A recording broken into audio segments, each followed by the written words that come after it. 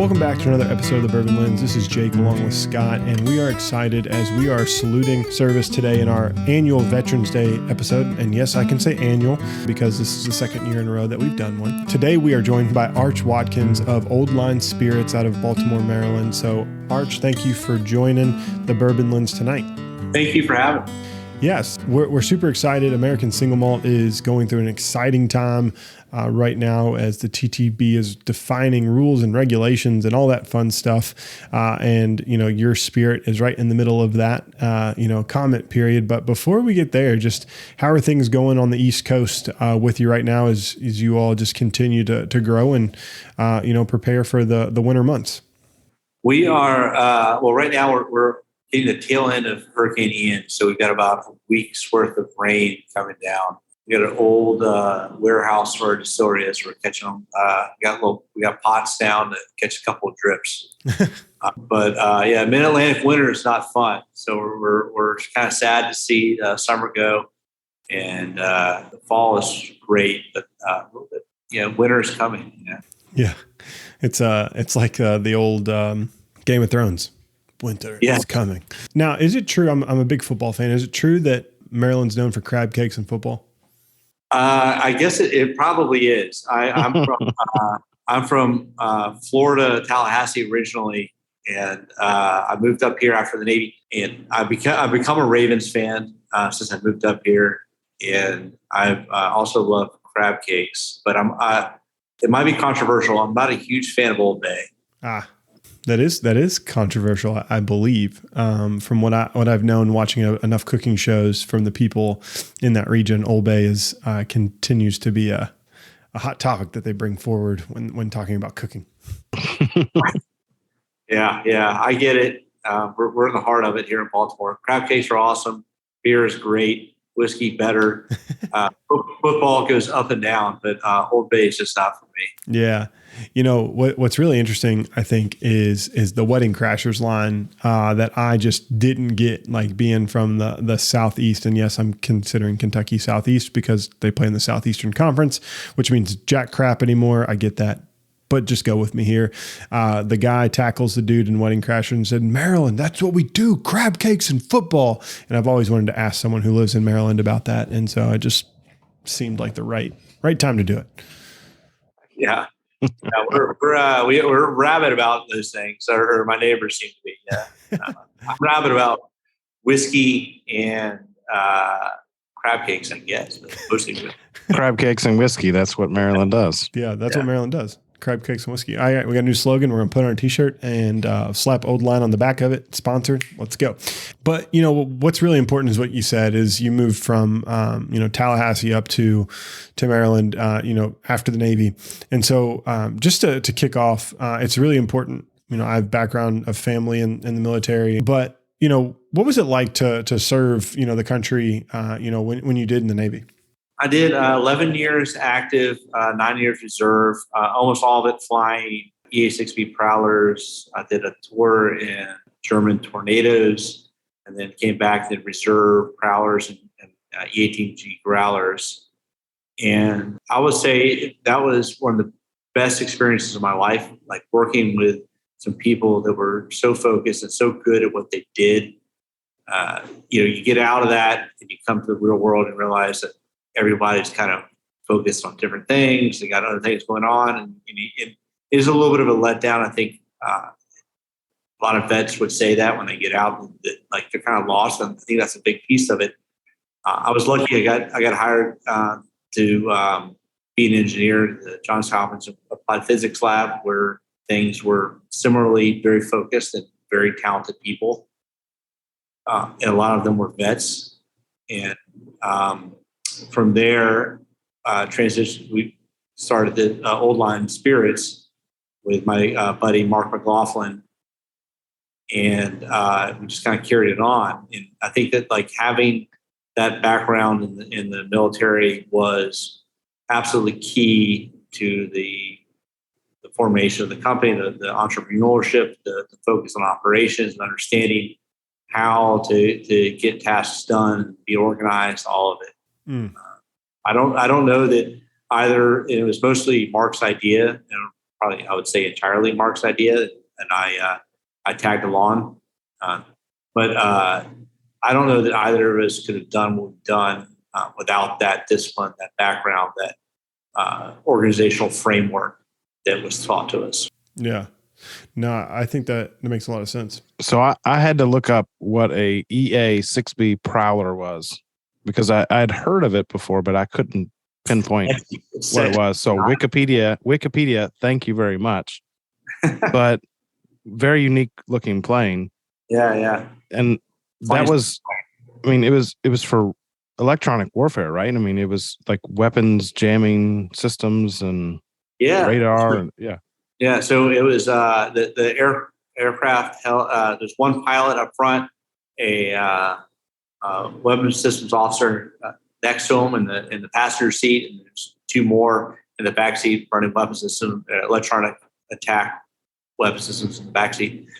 And it was rightfully ridiculed, mostly in the military, because it was a bunch of electronic warfare nerds talking about waveforms and pulse repetition frequencies.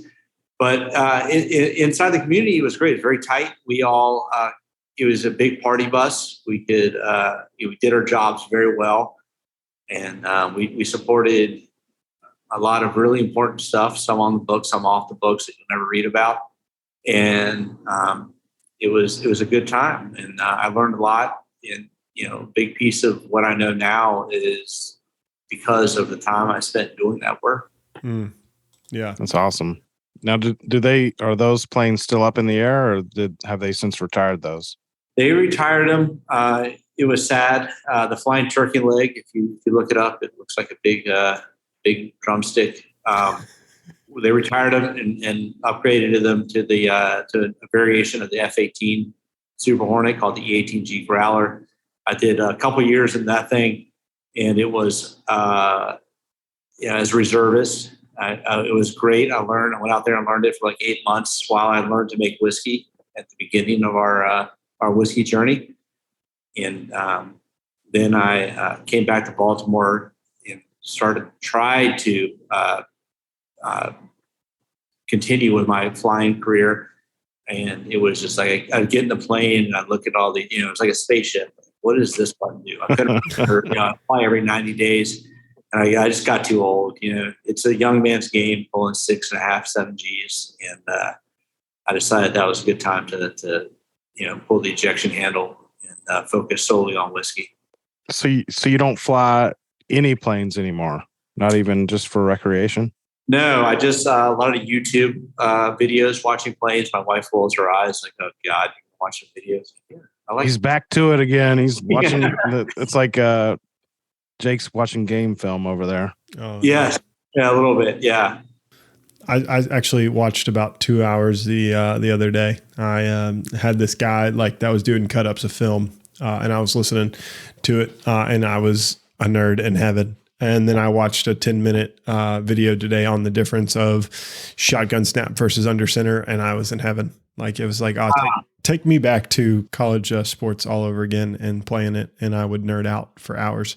Meanwhile, I read John Grisham novels. So I like both of those things, but can you get your kids into it? Because I can't not seem to get my little girls into watching aviation videos. Yeah, so my son wants to go to every football game. Unfortunately, most of them are at 7:30 at night. But we will watch Go Cats on Saturdays, and he will enjoy that, and he'll yell and cheer, and I love it. I think my wife will let him play if I coach. So there you go. We'll see. Time is not there yet. He's got to get to about 7 or 8 before we start thinking about it. But anywho, back to the Navy thing. I think one thing that's really interesting that translates to business, and the horse soldier team told us about this last year. But did you think about those times when you got pushed to those extreme edges, and that almost led you to failure, in Navy and wanting to get out? Has that helped you and been successful in business? Because I'm sure there's been times where you've been pushed to almost failure. You've had to been resilient and kind of figure your way out through those things. And how's that applied to just your all's overall business? I think I would break that down I'd break into two pieces. One is resilience to still exist, to keep on. And then there's the how to solve the problem. So my undergrad was at Citadel, and that's where I learned the resilience to just keep on. We weren't taught to solve a problem. We were just taught to keep on under intense pressure. And it taught me that no matter how bad it can be, you can, if you put your head down, you can still get through something. The Navy is what taught me how to solve problems. So you're given a limited amount of resources, and you have, yourself, your contacts, your friends. How are you going to solve this problem? And that has been that those two things together have been what has helped me. I think Mark would agree. Help Old Line get through. No, I think that's really key. And I want people to know that, just because I know people in the military at all levels, and there's been that moment, right, where they've had to learn how to problem solve or grow, and I've seen them kind of excel in life after that. And you all are taught so many lessons that, sometimes they're like, oh man, these people just protect our country. But there's so many problems inside of that you all are figuring out to protect our country at any given moment while you're flying a mission or doing whatever. And so, I just say thank you. And just want to, before we move into the actual conversation on the whiskey, I just want to say from the bottom of my heart that I appreciate your all service and everything you all did for our country. Well, I appreciate it. It was a great time while I did it. I encourage anyone who can to do it. Yeah, that's awesome. So now we're out of the Navy, and you've landed on this job at Johns Hopkins, and Mark comes to you and says, "Hey, I want to get into whiskey." Like break us down on how that happens, right? Because you're creating direction for yourself, and then there's this crazy idea of let's do something completely out of our wheelhouse. Yeah. So for me, I was very happy in my job. I liked what I was doing. Had a good job, healthcare, good. And I was doing interesting stuff. And Mark was doing investment, personal finance type stuff, and making a decent paycheck, but it wasn't scratching inches for him. And in fact, it might have been negatively scratching, whatever that means. But he did not get much life value out of what he was doing. I believe he may have had a MBA project on starting a business, and it might have been centered around a whiskey distillery.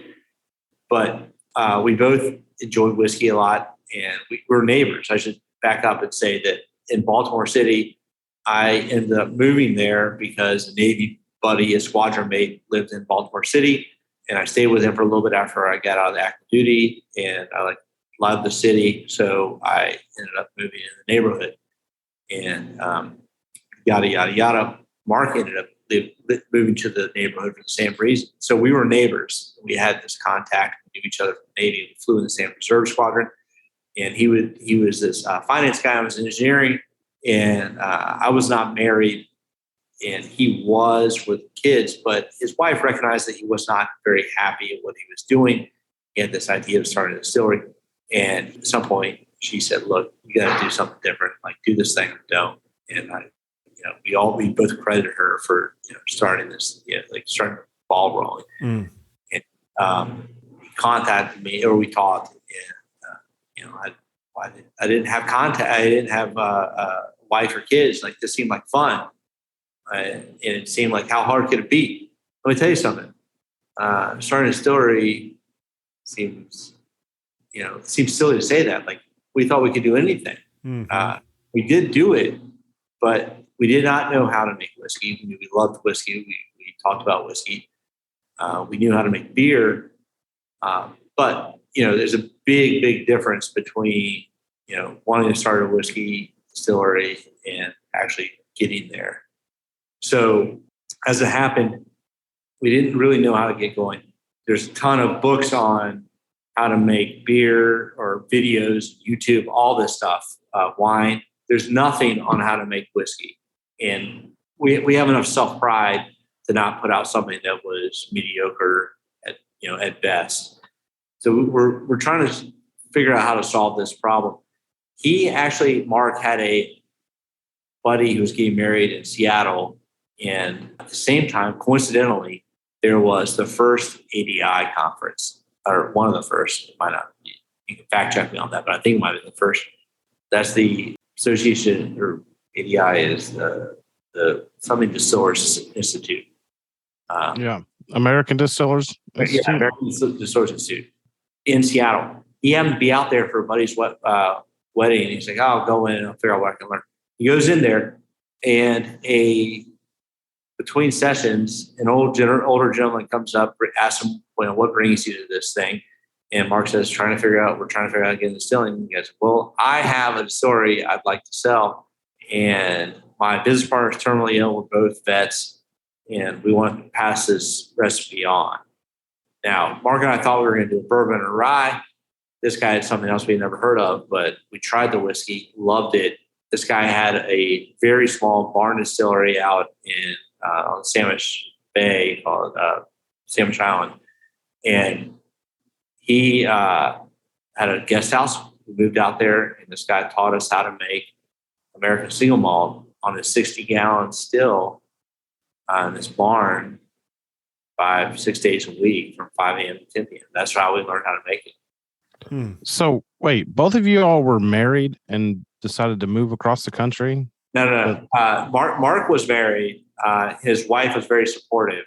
I was not married at the time. Okay. Yeah. I'm just trying to think. I'll move across the country to learn how to make whiskey. Yeah.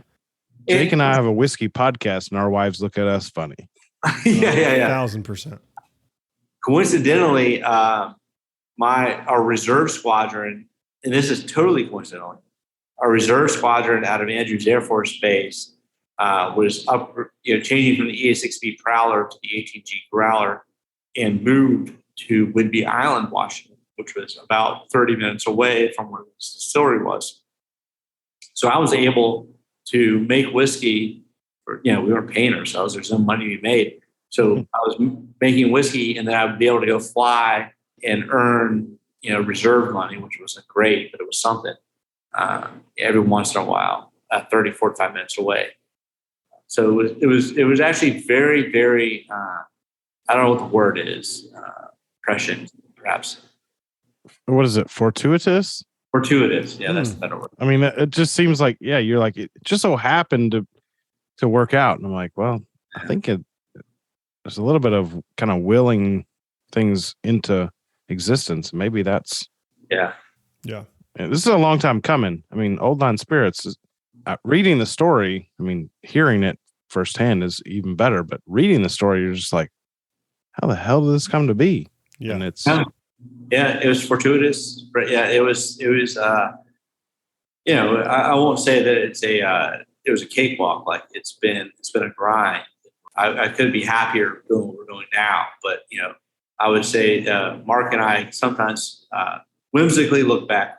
Oh, the days when we had health insurance and a nice paycheck every couple of weeks. Those were good days. I think anyone that runs this story has those thoughts. Yeah. So let's fast forward, right? So you go out west, you get this itch, you learn how to make some American Single Malt, and so you go from there. How are we going to create a brand out of that? Like how did this idea of Old Line Spirits kind of come to be? Yeah. So American Single Malt as a category is, I'm sure, as maybe listeners know, relatively new. And I don't know where we draw the line, but let's just say it's, for all intents and purposes, 12 years. I don't know. I know that there's some distilleries out there that are making it for far longer than that, but where we draw the line in the curve. I'll start with the fact that we thought we were going to do bourbon or rye. In Maryland, bourbon or rye, in America, bourbon's obviously quintessential American spirit. In Maryland, we're leaning heavily into the rye as a state. So American Single Malt is this like redheaded stepchild kind of thing that no one really knows what to do with.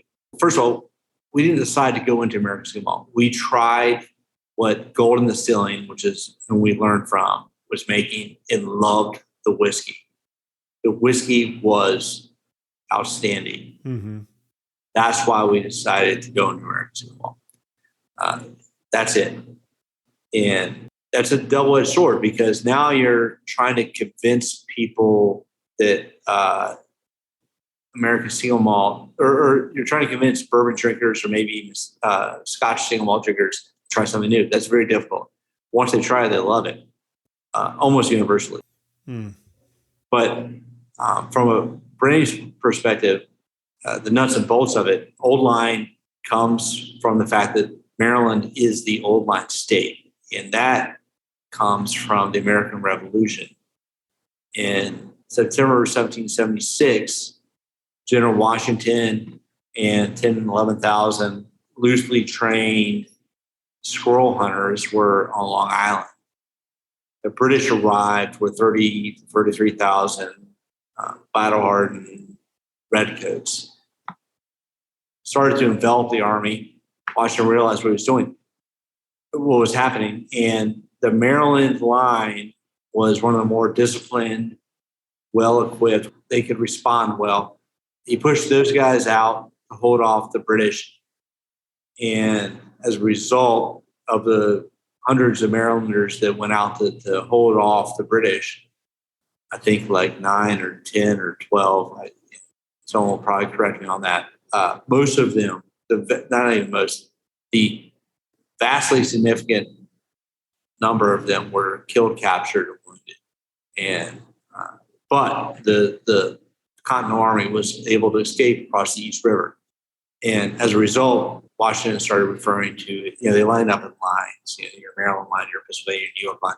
As a result, he started referring to his Maryland line as the Old Line. So when, after the Revolution, at some point, the Maryland legislature adopted the name of the Old Line state for Maryland. So Maryland's the Old Line state. Almost no Marylanders know that. We give a ton, hundreds, thousands of tours a year, and no one knows that. Like we're not the Lone Star State. We're not the Empire State. So we tell that story. We love it because of the romance of the sacrifice of it, but military, but also the fact that no one really knows the story. It's a fun little thing. Everyone thinks that it has something to do with the Mason-Dixon line or the some rail, the rail line or something. But it is a cool story. Yeah, and Maryland, the Old Line state.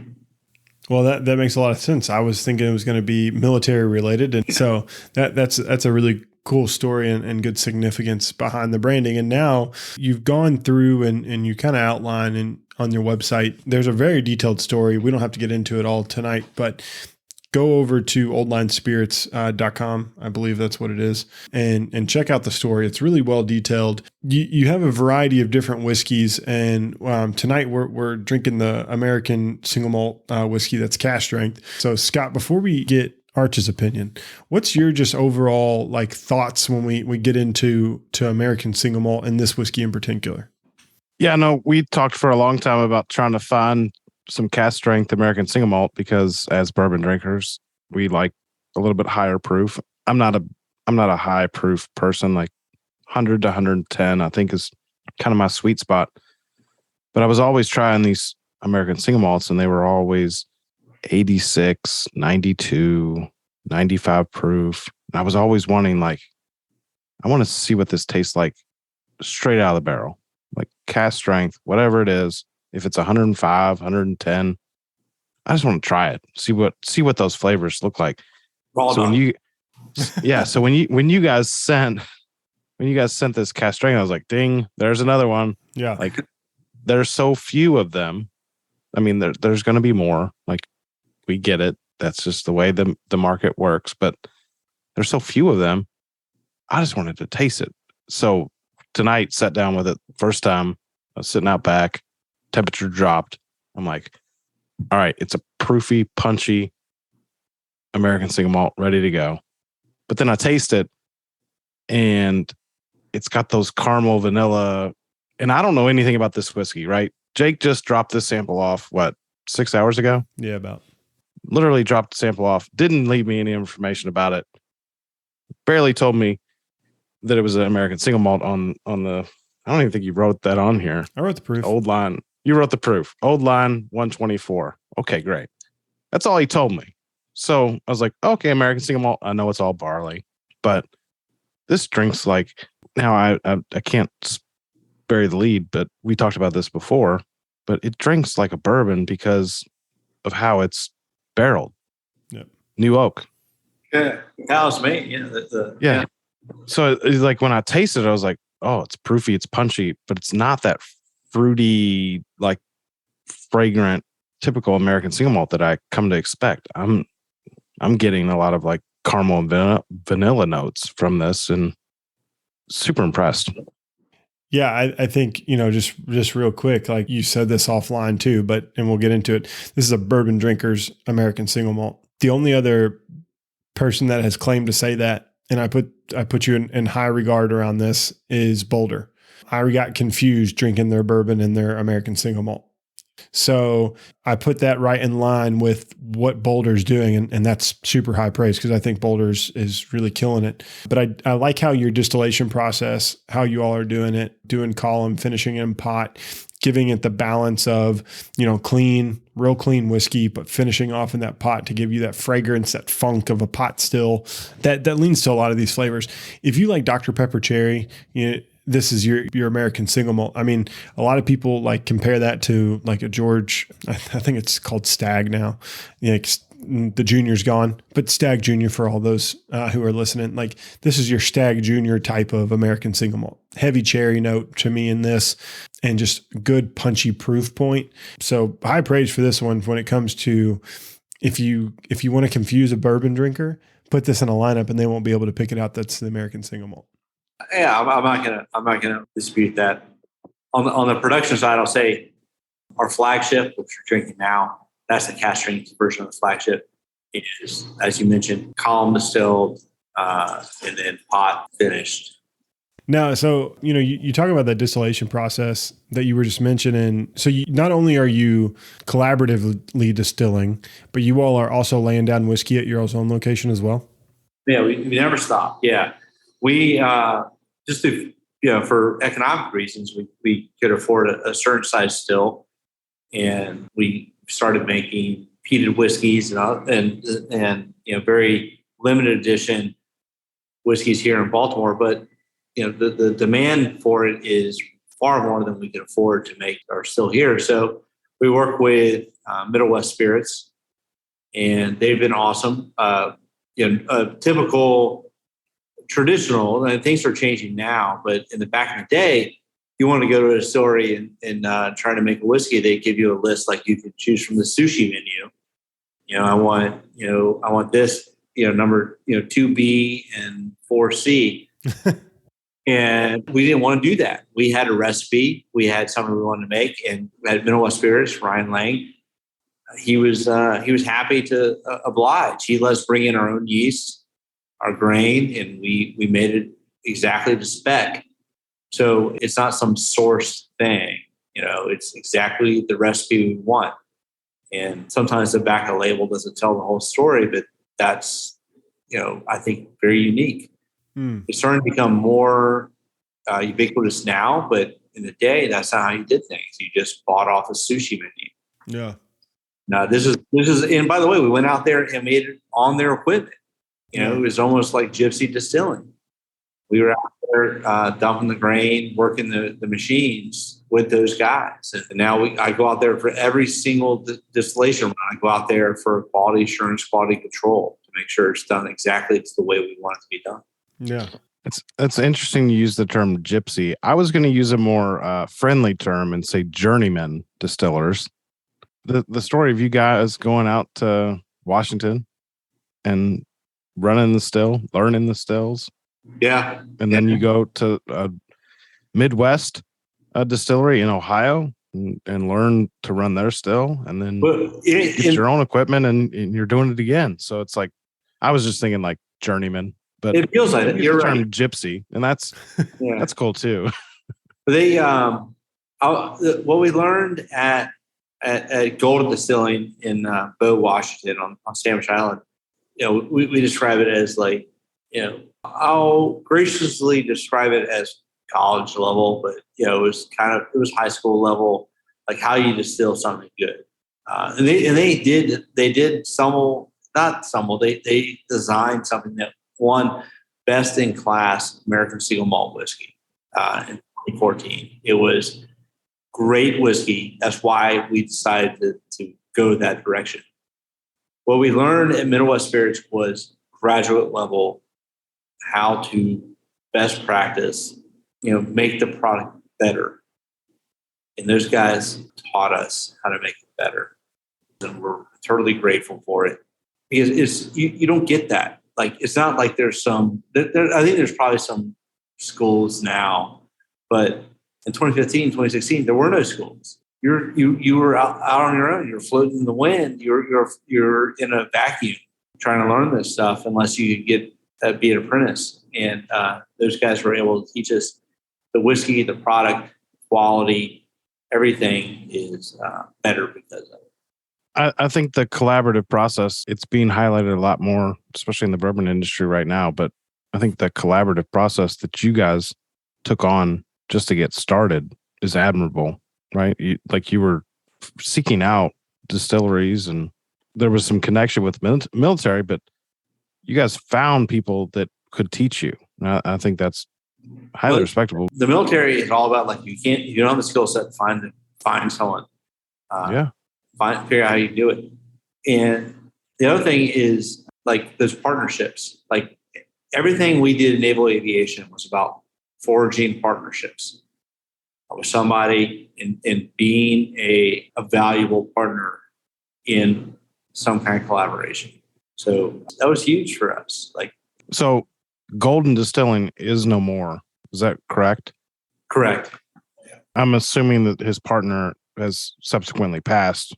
So Bob Solmage and Paul Cottle were the founders. Paul did pass, and that was part of the why they wanted to pass the recipe and knowledge. Mm-hmm. Gotcha. So what happened to that equipment? Did you guys absorb some of that equipment, or? Yeah. So Paul passed. I was actually out there for the wake, but we. It was all in a barn. There's two shipments. There was the barreled whiskey that had to go to a bonded warehouse, and keep on, we didn't even know what the hell, barely know what that meant. But we found one in Kentucky, and I didn't even know how to drive a forklift, but we were able to. I used a buddy who was a Navy chief who in my squadron who knew how to do it, and. We gave them some bottles of whiskey to load the pallets of whiskey barrels into a semi, and those went to Kentucky to a bonded warehouse. So we were able to do a bonded transfer that way. 5 days prior, Mark loaded up everything that wasn't, alcohol, all the equipment into a U-Haul truck.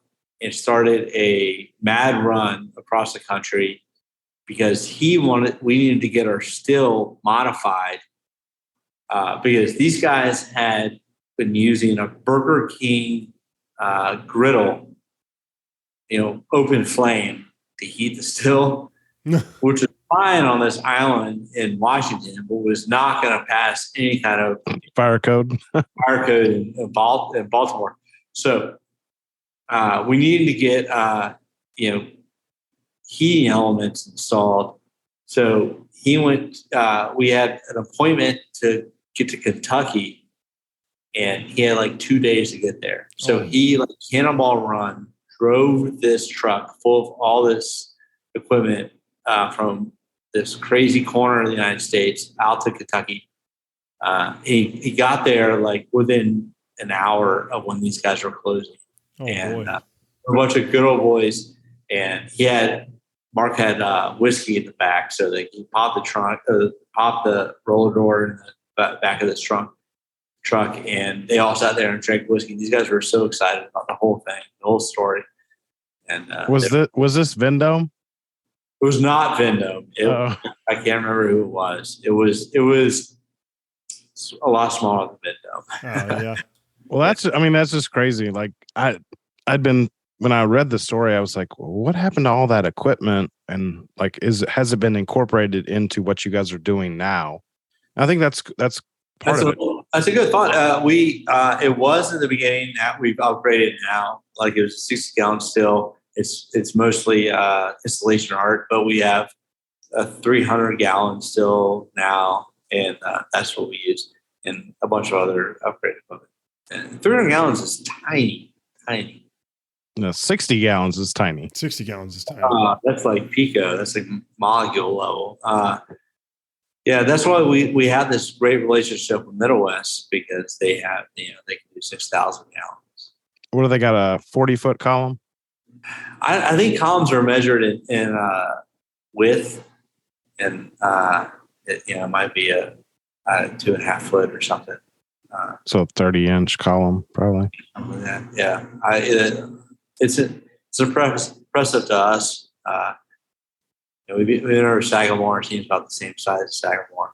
So, like, as you kind of land on this growth, right, and you have this capacity that you're building, like, have you all seen that continued need to invest in your all's equipment, or do you continue to see like, hey, this collaborative opportunity is where we're going to really have to lean into, like, going forward? Well, we are always reinvesting in inventory, so we're making more whiskey, right? And that's a primary draw. Like, that's all we do is make more whiskey. A smaller piece that we need to get more equipment. But in terms of the collaboration side, we are, and this goes to our naval aviator mindset, we are always leaning towards collaborating. Like, we want to be part of the team. We don't even need necessarily, like, it doesn't have to be like economically like the best thing. Like, we just want to be, we love collaborating. We love working with other people. No, I think that's the whiskey mindset in general, right? Is that the community is there, the community is growing, and this American Single Malt movement is growing out of a community, right? Like, the American Single Malt Commission exists to partner these craft distillers across the country to be able to make the ratifications they need to make this a segment that is growing in a way that is uniform, right? Like, I think that's what's exciting about just American Single Malt in general. I want to close with this thought is, how do you all approach, this question gets back to pricing, and this is the last thought, I think, because I think people will wrap their minds around this. How do you all approach getting your whiskey on shelves at a price point that's approachable to get a bourbon drinker or a Scotch drinker to try your American Single Malt? That's been key to us from the beginning. We look at what we do. We look at our costs of goods and services, and we also look at what our home market is, which is Baltimore. And we look at, do we want people to buy a bottle once a year, or 3 times a year, 4 times a year? Where we landed on was we want people to buy our bottle multiple times a year, still make a margin that allows us to keep our lights on, and also respect the fact that we are a Baltimore distillery. And what we landed on was $39.99 is a great price point for a craft distillery whiskey that scratches all those itches. So we're skipping over, not even skipping over, we're stiff arming the $75 bottle. We could not afford to pay our staff at $19.99, but $39.99 is where we can still afford to pay our employees, get our margin, and hopefully get people to come back to buying a bottle multiple times a year. Yeah, I think that's a super approachable price point when you think of the category, even in general. And in the cask strength offering, I know, is a little bit higher than the $39.99. It's somewhere around $50, $55, $56. but it's super approachable when you think about others in your categories, similar age, right? There's no age statement needed for American Single Malt yet. We don't know what'll happen, right? But I just think it's a really aggressively smart priced whiskey for this category when a lot of times you're paying $60, $70 for American Single Malt. I want to emphasize the fact that this is nothing to do with quality. I will die on the hill that our American Single Malt is better than anyone else's.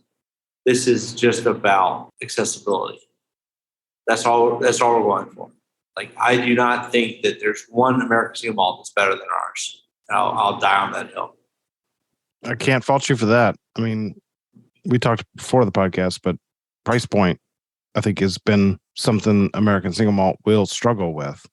Yeah. But coming in at $39.99 or $55.99 for a 124 proof American Single Malt, that's super competitive. Now, once you guys get wider distribution and start to push buttons for people that are like, we need $100 American Single Malt, I think you're going to start to really challenge a lot of those people.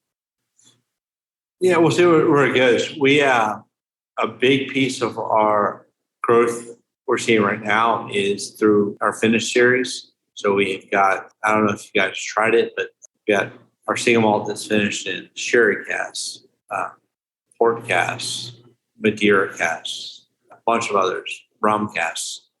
And those have done exceedingly well, not just in like the competitions, but whiskey clubs eat them up.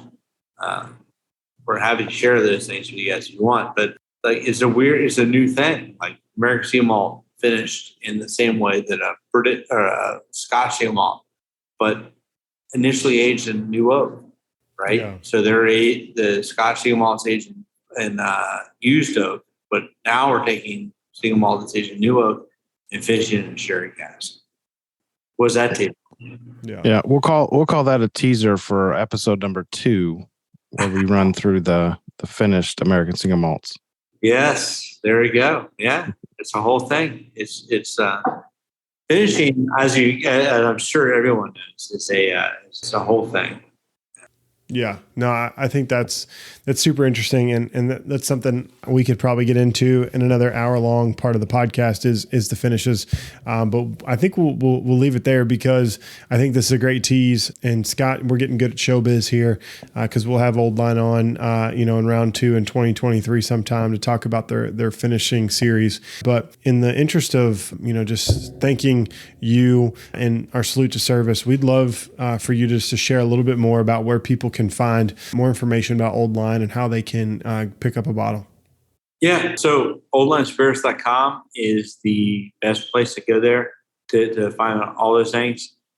And we have a shipping agreement with a store out of DC. So if you find the link to ship me a bottle, that'll get you a bottle. And if you can't find any of that stuff, and you're still confused, like, you just email us at info@oldlinespirits.com. Nice. That's super simple. And I'm sure the team will get back to you relatively quick. And Arch, we really appreciate you joining this episode of the Bourbon Lens. It's been great having you. It's been great learning the story of Old Line. And we look forward to, keeping up with you all. This is really, really good single malt. And we're excited to see what the future has in store for you and the brand. Thank you so much for having me.